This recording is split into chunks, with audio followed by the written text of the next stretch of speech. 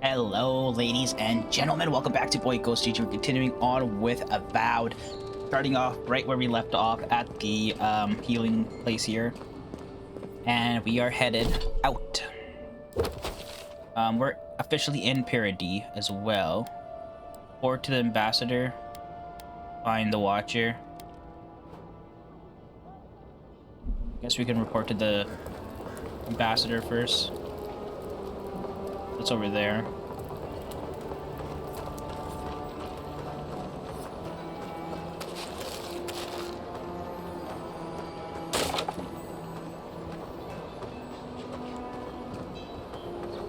Something around here.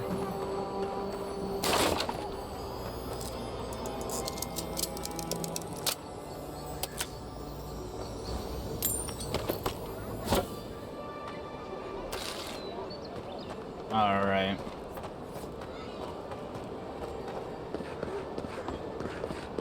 Godlike.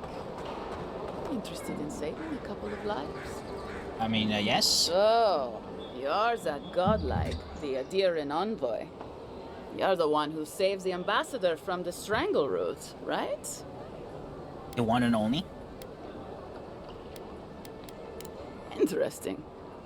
Say, would you be up for helping out some down on their luck Yadirans who can't catch a break?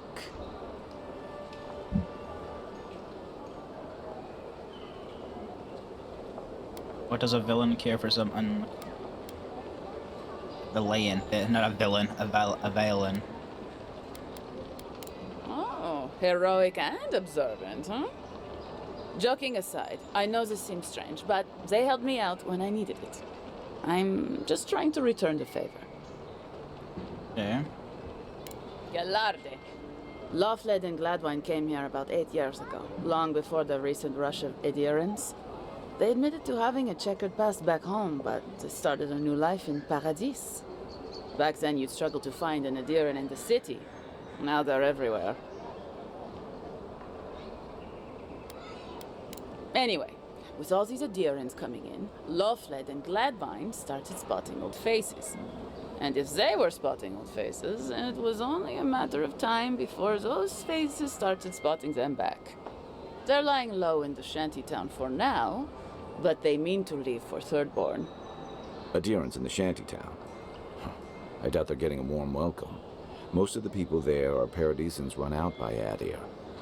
They're afraid to go out in public, and Gladwine, poor soul, he's gone blind from bad drink. Exactly. And the required herbs grow in the wilds around Paradis. It's a little too dangerous for us ordinary folks, but for the Adiran envoy, for the hero who braved the strangle route, I'm sure it will be no problem. Of Ending with course. flattery is a nice touch. Agrasima. All right, I'll see what I can do. Many thanks, envoy. Oh, there is one more thing they need. Land deeds. They've already paid for them. There's a Rawatayan in the Pearl District, Mako, who was handling the paperwork.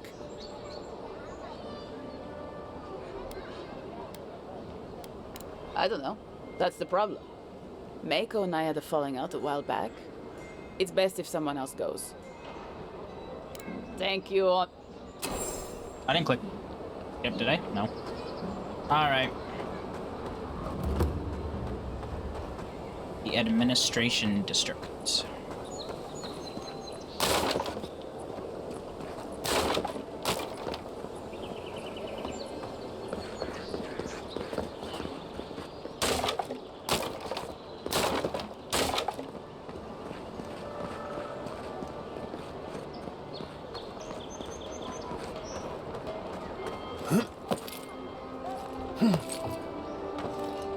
I saw climbing, I went to go climb. Who knows what's up top? Something in there.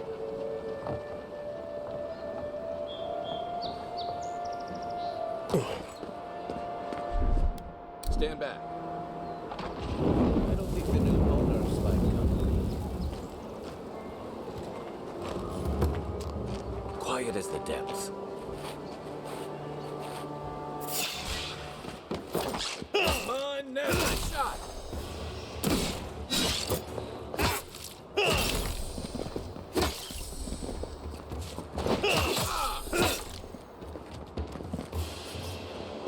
got him. Good fight.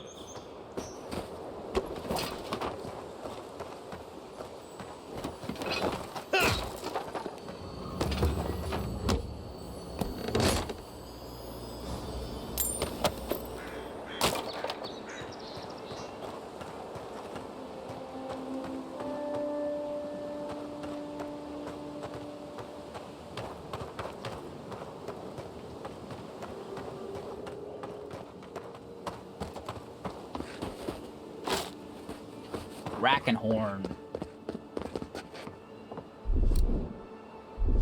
Aye, aye. I don't know what that really does. I just do it. I just want to do it. See what happens. Oh, that's a barred door. Oh. Oh. This is where we exited out of the spider cave. Oh, I remember this door. Okay. Interesting. It's connection after connection. I love that. I love when they connect together like that. I don't know. There's something about that unlocking like shortcuts and stuff. It's very pleasuring. It's pleasing.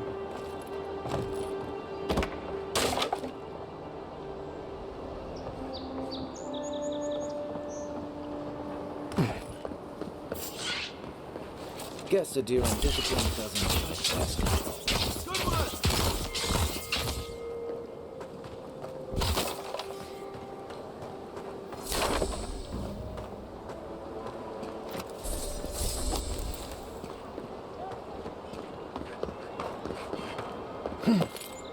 And climb up this way.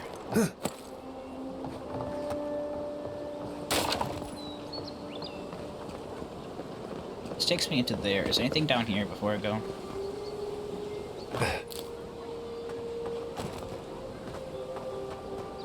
I mean, it's always good to collect all these plants and stuff because they're all used for upgrades in some shape or form, right? So, may as well.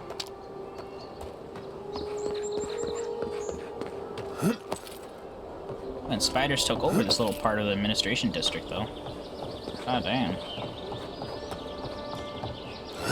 Gotta get your house in order, Ambassador.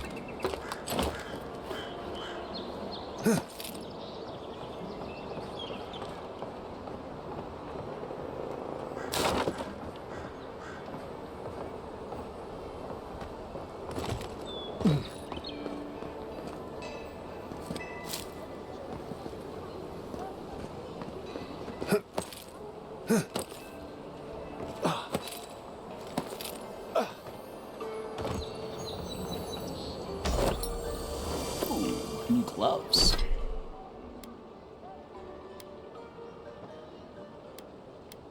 %1 critical hit chance, 10% critical damage. How much do I really block? I don't think I really block.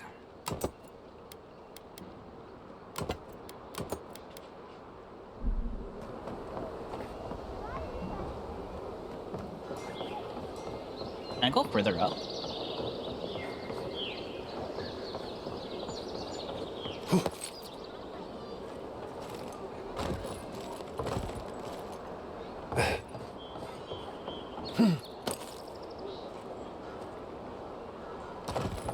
I thought this would go like that way around or something. I don't think so.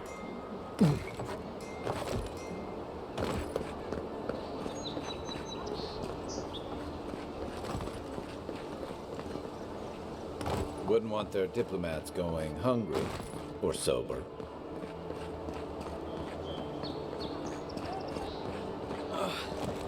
Wish that soul would hurry up. I gotta get back to him. No one else is coming to help. Wow, it's really you. I mean, we all heard the Emperor sent a godlike, but I didn't never think I'd get to meet you. You are the envoy, aren't you? I bow, but I think I dislocated my shoulder, and I might have broken some ribs. Oh, that's unfortunate. You look like a bear tried to have your lunch. What happened to me? Is that the lady who brought you back from the dead? Tej, the ambassador's secretary. He told me you got sniped the second you walked through the gate. Thwack! I couldn't believe it. I mean, talk about getting off on the wrong foot. Anyway, don't worry about me. The Sawbones is going to escort me to the clinic any minute, and I'm not exactly in a hurry to see him. Not until I get help from my brother. If Adir's medics are anything like Rowatai's, we'll hear your screams from 3 blocks away. Oh, good. That'll be a lot of fun for everyone.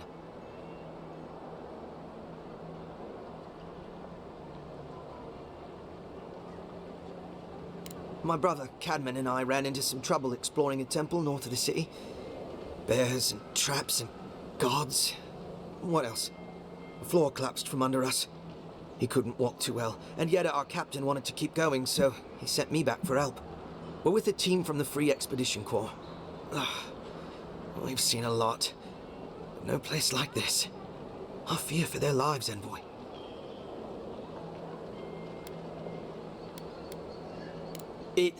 It's built on ruins, and the ruins are falling apart. Because of the roots, you know, and the earthquakes. We're looking for the man who built the temple, someone the locals call the Oracle.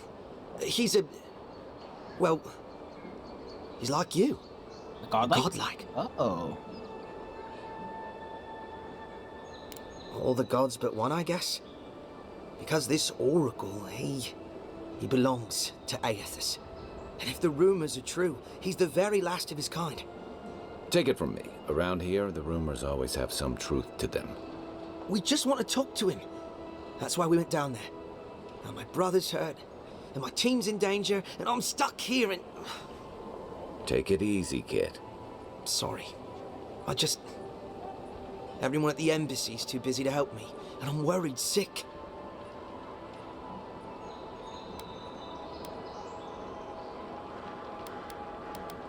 This Oracle, he set himself up in a godless ruin.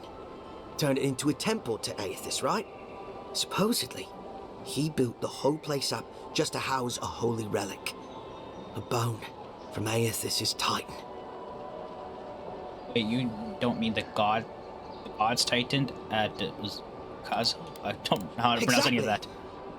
But how do you know about that? I don't remember seeing you at one of our lectures. I didn't think anyone read those. I used to haunt those stacks as a first year. Before I got recruited to expeditions, I mean. Yeda, our captain, she believes these Titan skeletons are what's left of the gods' physical bodies. They used to get up and walk around. And this godlike, he's got a piece of the one that belonged to Aethys. That's what my team is down there to confirm, anyway. Well, if that relic really is what it's said to be, and if it can heal the sick like it's said to do, it can't stay here. Not in some dank hole in this mouldering backwater. Not when it can help our people with the Dream Scourge. Or help people back home who deserve it more. And yet is determined to get that relic, no matter the risks. The rewards are just too great. But Envoy, I'm afraid it's a lie. And they're all going to die down there for nothing. Oh. not much. He doesn't get out often. But I've heard he's hundreds of years old and only speaks to godlikes. So, he probably hasn't seen much company in a while. Sounds like something I'm gonna have to do then. People still fault Aethys for the Saints' War, and that was 25 years ago. If I were the earthly avatar of everyone's least favorite god, I'd go into hiding too. If nobody wants him here, then he should leave. Gods, do you mean it?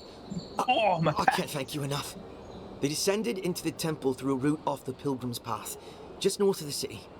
You'll know you're headed the right way when you see trail markers and rock stacks the Pilgrims left behind. We posted a guard out front, Sedgwin. Let her know I sent you, and she'll let you pass.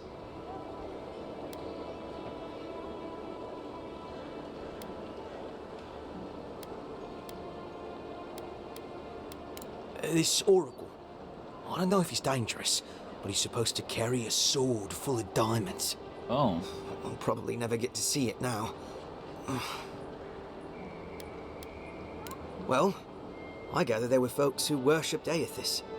And they'd come to this temple from all over the living lands to pray, or be healed, or to ask forgiveness.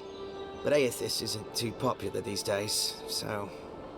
So, most people don't go there anymore. Right. Exactly. Especially my brother, Cadman. Don't forget him. You'll probably find the expedition with the relic we were searching for. Whatever that is. Thank you for hearing me out, Envoy. Alright.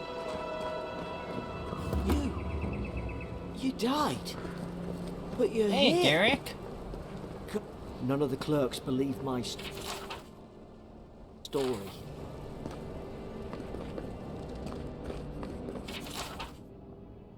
Ader Customs.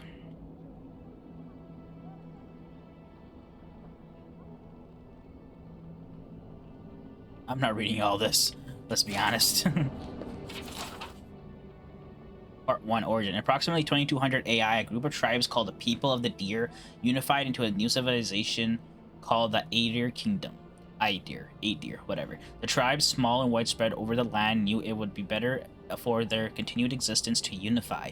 The leader of each tribe became advisors to the king chosen by the group. Each advisor would still be the lord of his people, but each lord would answer to the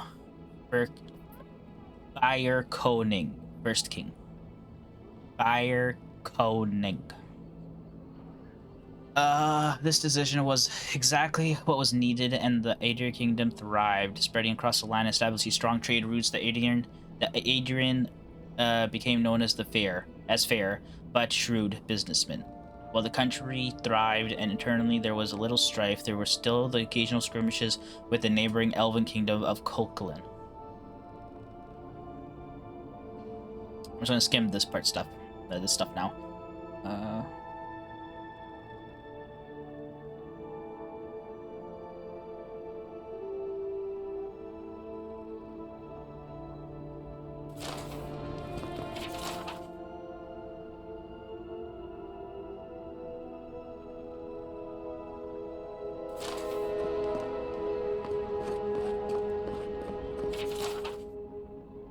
Adir Empire Part 2, expanding the borders.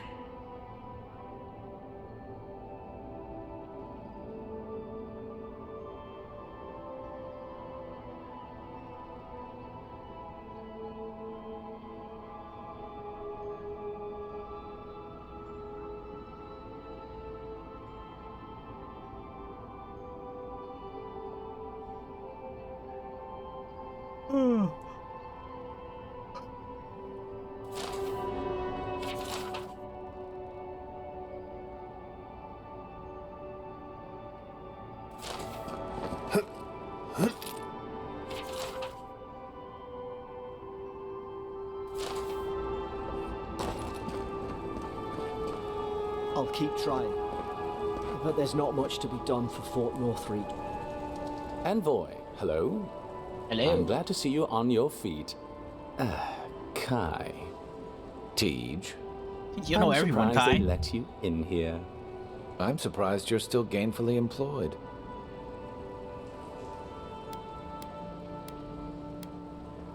I wouldn't say that. He's just curious company for you to keep. It's nothing like that. You run into all sorts of characters around here, is all. Some more polite than others.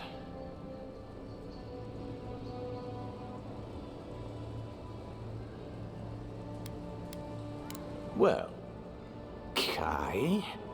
come on, it's funny. Tej caused a ruckus last time he was slumming it at the Ballarrock. You were trying to kill a man, if I remember right. I had to wow. put you outside. You threw me into the canal. You lived. That water's filthy. I had the runs for 3 days. Gods, Tej. The envoy doesn't need to know that. The fellow cheated me. I couldn't let that slide. Or he'd think we were all marks. It was over a dice game, right? Tej here has a gambling problem. Great. Let's air all my troubles. Is there anything else? The bartender sleeping with your girlfriend. You're lying. You sure about that? Oh no. We'll talk about this later. I'm not breaking up with her for you. Just so we're clear. That's more than enough. Thank you. Was there anything I could help you with, envoy? I want to. You're gonna just stand up to guy. Naturally, sir. How can I help you? I'd like to understand Paradis. What would you better. like to know? When was the city founded? If you're looking for a particular year, the first thing you should know about Paradis is that this isn't the kind of place where the locals keep records. And though it might be considered a distant backwater by the rest of the world, this city is the height of civilization by the standards of the living lands. As for who calls this place home, I suspect you could find a criminal, confidence man, or prophet from every civilization in the world here. Hey, come on. You're gonna give the envoy the wrong idea. We've got draft dodgers, courtesans, and revolutionaries, too. You know, all the fun people. In any event, as far as I can tell, Paradis has been this way since its inception. Thus the eclectic display of architectural styles. If nothing else, this city is a reflection of the countless people who have passed through it on their way to the interior. Depends on who you ask. Ambassador Heelgard will tell you that our remit here is to establish a secure and orderly environment from which to engage in trade. Inquisitor Liudwin will tell you we're here to break the frontier. So, which is it? Why not both? That's where you come in. Whether you find your desires aligning with the ambassadors or the inquisitors, neither can succeed until the Dream Scourge is ended. We are only beginning to see its effects here in Dawnshore, but the closer to the center of the island you go, the worse it gets.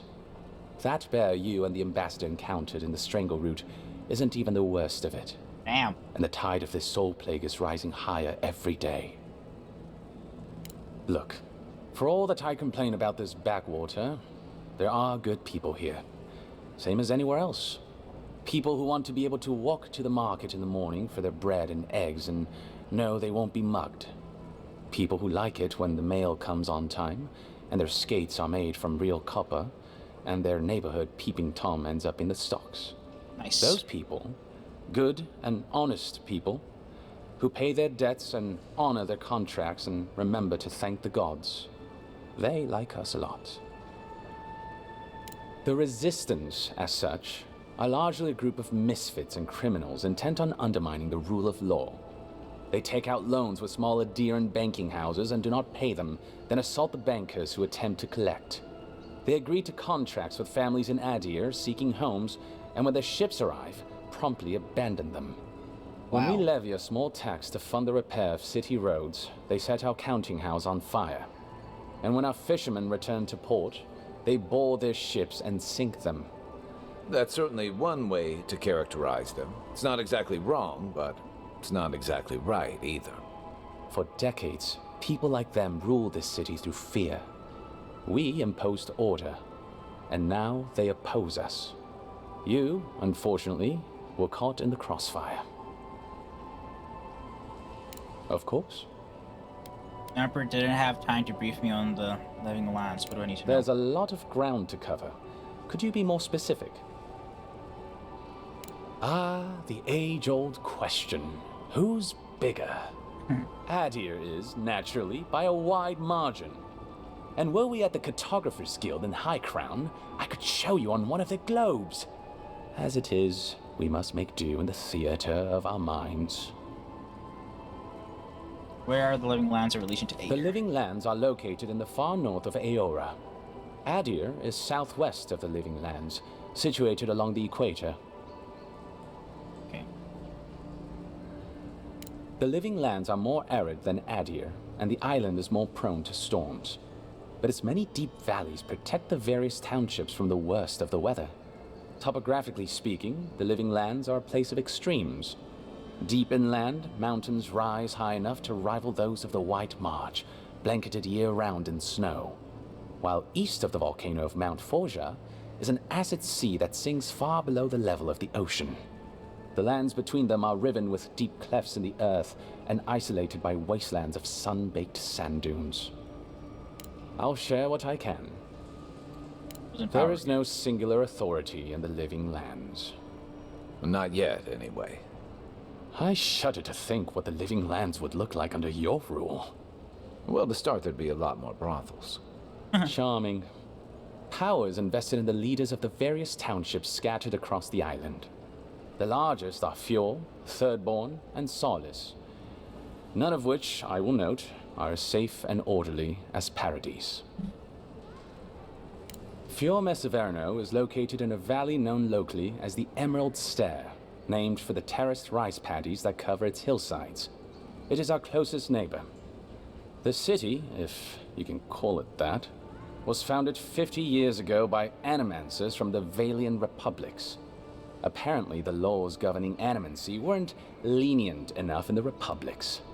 So the city's founders came to the living lands, where they could practice their discipline more freely. Currently, Fjord is governed by a man named Ignacy Vidaro. Rather inept to hear the ambassador talk about him. Fjord's farmers supply most of the grain and vegetables we eat here in Paradis. Or it did. Their shipments have been infrequent lately. Something about a blight in the fields. In any event, I believe that covers Fjord. Yeah. The Valian Republics are a collection of city-states in the Eastern Reach, southeast of our former colony, the Deerwood.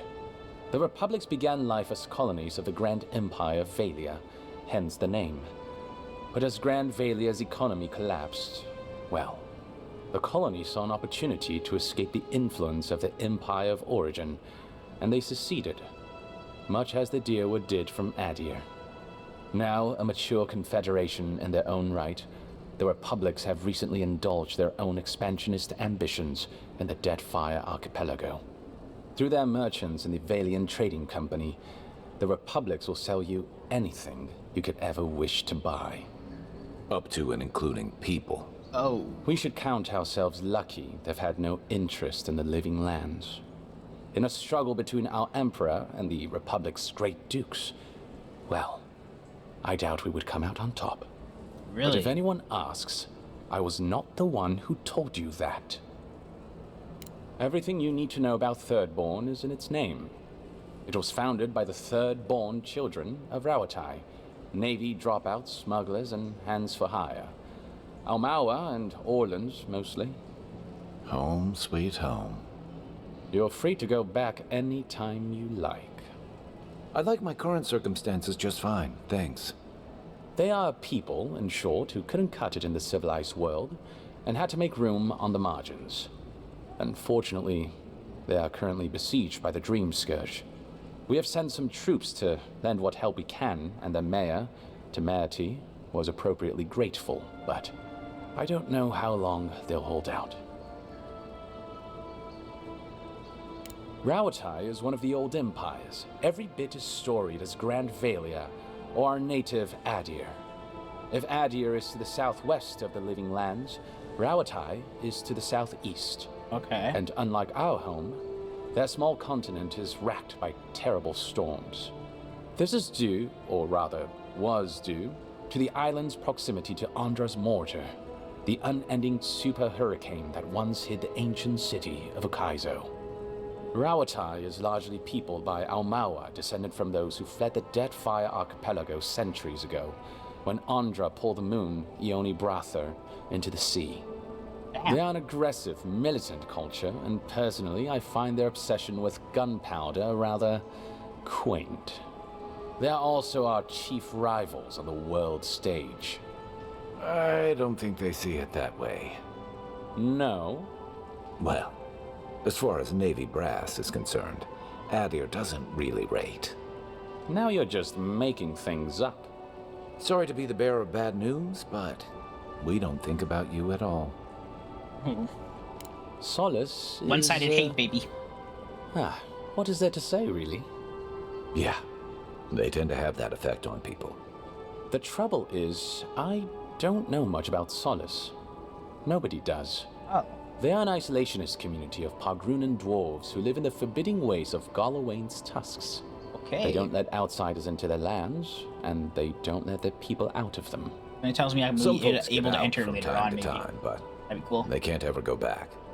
And the ones who survive aren't eager to talk about their experiences. People aside, the land itself is incredibly hostile. The island's volcano, Mount Forja, rests at the heart of the region, and it's recently become active. Half the land is lava rock, and the other half is, well, literally lava. I don't know why anyone lives there. I have to assume they're all insane. You have no idea. Naturally. The Pargrunen are a unique community of mountain dwarves originating in Old Valia. As a people, they've made their name as explorers, builders, miners. No doubt you've seen their ruins in your travels, here, back home in Adir, and all across the world. They maintain a rich tradition of oral storytelling, chanted magics, and ritual carving, which they take great pains to record and transmit across their various communities. Even the most physically isolated Pargrun is not alone. Somewhere, one of their people is thinking of them and planning an expedition. Abidan must cherish them. You sound like you admire them. I suppose I do. By all means, Alright. consider yourself lucky. Inquisitor Ludwine is the commander of the Steel Garrote in Paradis. Were you to ask her, she'd say she keeps the peace. But she doesn't keep it so much as prosecute it. As ruthlessly as the ambassador will let her. She's also a veteran of the Steel Garrote's campaign in the Deathfire, where she died. She's a Death Guard. Well, that explains a lot. I don't know what happened to her there, but I suppose Wodica wasn't done with her yet.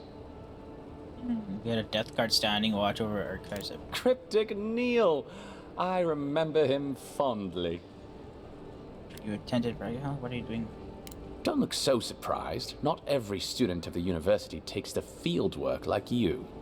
There are endless ways to serve the Empire, Envoy, particularly in the Living Lands.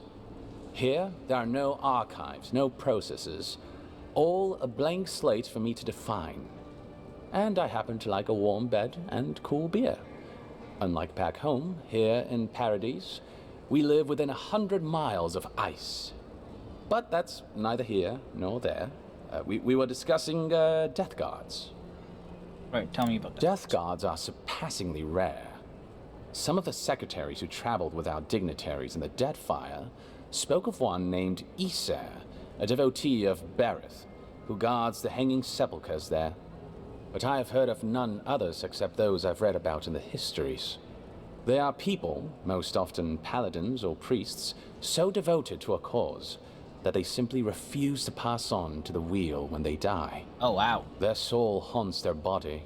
The passion required to sustain them devours their flesh, and they swiftly turn to bone. Oh, wow, so they're skeletons. I've never read a history nor tale of a death guard that did not end with them going quite mad. When they lose their capacity to care for anything but their cause, they cannot love. And when they cannot love, they cannot be merciful. And so everything before them becomes only an obstacle. I only met her once. She was a mid-level member of the Steel Garrote then, chasing oathbreakers who'd fled Adiran law. She'd come back to the Imperial Archives to borrow a map to a place called Oathbinder's Sanctum. I remember she was furious because the map was quite poor. She worried about finding the place, about properly executing her duty to her god. She wanted, I think, to do a good job. So, while clearly she has changed, in some sense, I'd say she's much the same. Okay. Think upon your promises and die. That's the litany of the Steel Garrote, usually said right before they kill you. They're an order of paladins born and bred in Adir, though clearly they've found plenty of work beyond our borders. Their remit is simple but comprehensive. They punish all who break their oaths. In practice, that has historically meant contracts. One lord or merchant will hire the Steel Garrote to bring a duplicitous rival to justice. Fun bunch. What are they doing in Paradis? Since the events in the Deathfire, their operations have expanded. The Steel Garrote has always been associated with Wodaka. Now, they are explicitly her order. And they go wherever Wodaka's priests, or Wodaka herself, believes there is a need for them to go. The Living Lands are a dangerous, lawless frontier in sore need of order. Thus, they are here. Or so the Steel Garrote say. Okay. Do you think so? I've always found her inflexibility comforting. Wodaka's edicts are clear. If you obey her laws, pursue justice, punish the guilty, and give fealty to the Emperor, then you have pleased her, and I aim to please. But Wodaka does not trust. She demands that you declare yourself for her again and again. Her every request is a test, and her every test is an opportunity to disappoint her. I appreciate a god who makes you work for their grace. I don't want anything given to me for free. I'm an open book. I was told to meet with the Watcher, but I don't know anything about them. I trust whomever told you to consult a Watcher also told you to avoid the one in the city. Yes. She is a liar and a thief. Oh, did you take your money? No. Anyway, Watchers are individuals capable of perceiving souls. The soul may be in a living body, or it may simply be lingering, waiting to pass into the in-between. In either case, interacting with a soul allows a Watcher to glimpse a person's past lives or their most deeply buried memories. Watchers are incredibly rare, and in Adir, highly controlled. Many people wish to know who they were in a previous life, and do not like what they learn. The smart ones stay hidden. They do not announce their powers, perhaps not even to themselves. Even a careful Watcher risks inadvertently revealing themselves by knowing something they shouldn't know. Of the ones that are public, little is concretely known. But we hear things. They make good judges in Wodaka's courts, so long as they're controlled. The lords, it's rumored, buy and sell them to collect blackmail on their enemies. But I suspect many Watchers are imprisoned or executed, or simply kill themselves. That's fucked up. A Watcher doesn't need your cooperation or consent to read your soul. Oh. They could learn everything about you, terribly damaging things about your parentage, for example, or things you did in a past life, without you ever knowing. You see how this could threaten the established order. I see. Undermine our betters' right to rule. Yeah, but that's just one side to it. Imagine how a Watcher feels, knowing what a threat they are to the status quo. I don't know about you, but I wouldn't be keen on kings and emperors wanting me dead. Sounds like a lot of hassle. Don't sell yourself short, Kai. I don't doubt you're an expert in people wanting you dead. You're not wrong. I rarely am, in any case. The Watcher is fundamentally a tragic figure. Of the few that survive our world, most are destined to go mad. Yes and no. Explain. So far as I understand it, a Watcher is born a Watcher. But it takes an event, often something shocking or traumatic, to bring a Watcher's powers to the fore. So you may be a Watcher, or I may be, or Kai, and we might not even know. Interesting. Well, the Watcher of Cadnua is legendary. It was their castle Aethys destroyed when he began his campaign of terror in the Dead Fire. Oh, by the Queen, I hope I get to meet them someday. In terms of local interest, you'll have heard of Runid, of course. And there was Ida. You may not know about her. She was a Watcher from the Living Lands. I believe she was an Orlan. She must have died, 150 years ago. Slain by a great serpent, gods treat kindly with her soul.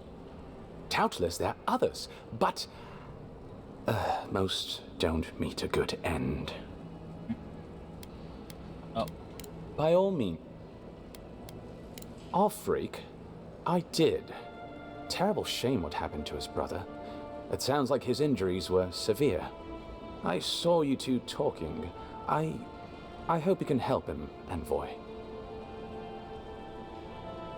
Oh, that's a relief. Cadman is a good kid, cannier than his brother, and wasted on those glorified tomb robbers. You're the only one we have with the expertise for that kind of field work. Aside from the people in trouble down there, which says something to the danger in that cave. Whatever I think of the Expeditions Corps, they serve a vital purpose to the Empire. I'm glad it's you going after them. Well, you'll notice I'm nearly always here. If that man sleeps, I don't know about it. He wouldn't say, but I believe he relied on the Claviger far more than he lets on. And without the Claviger's steady hand at the rudder, the ambassador's struggling just to bail water from the sinking ship that is Paradis. Claviger Amon might have tolerated a little more chaos than the ambassador liked, but he kept this place humming. He's not someone you can easily replace, and not with one man alone. It's a difficult job. The pressure sometimes gets the better of him. But if he loses his temper now and then, I can't blame him for it. Better him than me. He doesn't know what to do with himself. You know, in our first days here, he'd often walk to the end of the docks at sunrise. The work was done, the embassy was closed, and he'd still be wearing the same clothes he'd slept in at his desk. And he'd just stare out over the sea. He always seemed dissatisfied back then. I suppose, years later, he still does. Oh, be serious. Most of us here didn't get sent to the frontier because we were anybody's favorite.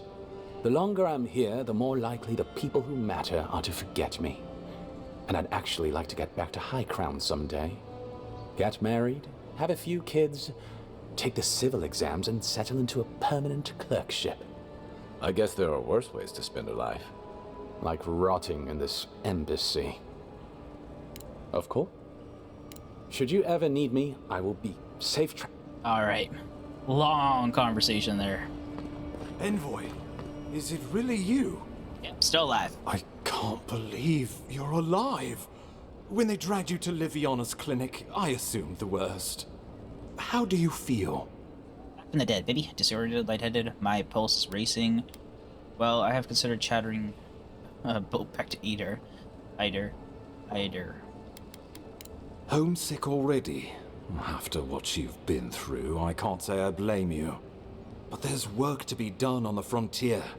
Good work, and I need you here at my side. Our first order of business is your purpose here in the Living Lands. You said you had a missive for me from the Emperor? Given that here you are, Ambassador, I hope this was...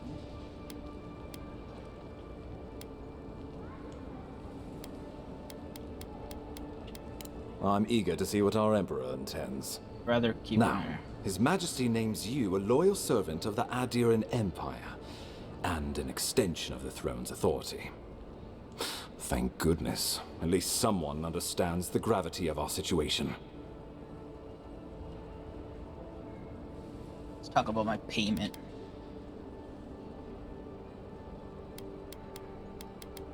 Here's something to tide you over. But your work isn't finished just yet. You've seen how wild the Living Lands has become, both in nature and in politics. Sometimes I think the island has a mind of its own. No sooner had you arrived than you found yourself at the center of our troubles. Well, not to mention your abrupt and untimely death. This embassy has no shortage of political foes, but the Dream Scourge is what keeps me up at night. You've seen firsthand what it can do in nature. We can't let it reach the cities.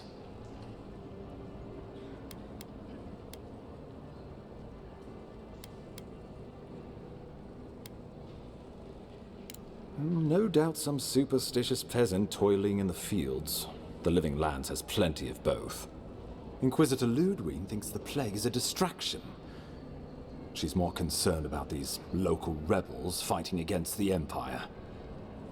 Assume those are the people responsible for my death. Your instincts do you credit. They were Paradisans once, law-abiding laborers.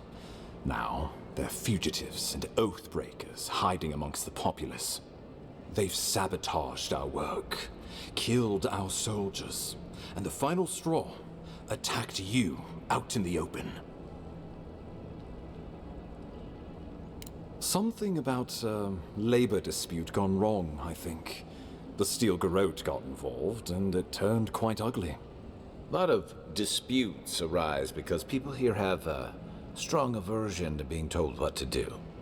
I won't lie to you, Envoy. Our position is tenuous. If we can't even defend ourselves, how are we to defend the living lands? But defend it we must, for the sake of everyone who calls this island home. Inquisitor Ludwine demands that someone hang for the attempt on your life. These Paradisan rebels must face justice. There's Inquisitor.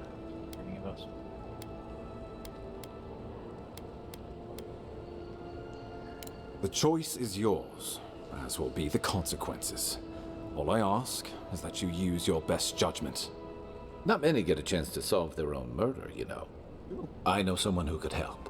A dwarven tracker named Marius. Okay. Kith or beast, there's little he can't find. He's staying at the Grinning Ballarrock, not far from Liviana's infirmary. We just take the main road east to the market, then head down the stairs and cross the canal.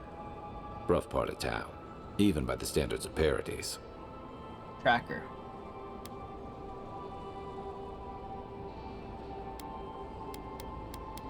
I can tell you're skeptical, but remember that you're an outsider here, and a lot of Kith aren't exactly thrilled to see so many adherents in their midst.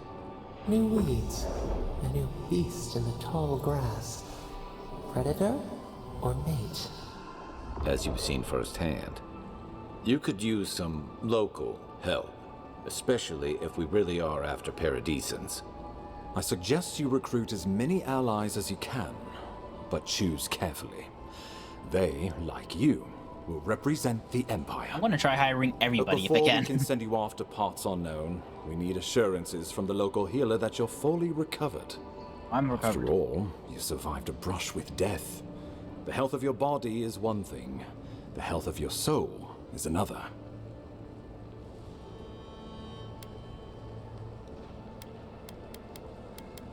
An unusual course of treatment, but who am I to argue? Remember, the assassin is out there. You have the element of surprise. I suggest you use it. Colleagues at the Imperial Archives are never gonna believe this. You'll have tales aplenty, that's for certain. And a long tapestry of battle scars. We'll talk more of the Dream Scourge when you return. Until then, Envoy. How about we start with Marius at the Grinning Ballarrock? Besides, I could use a drink after all this. Alright, level up.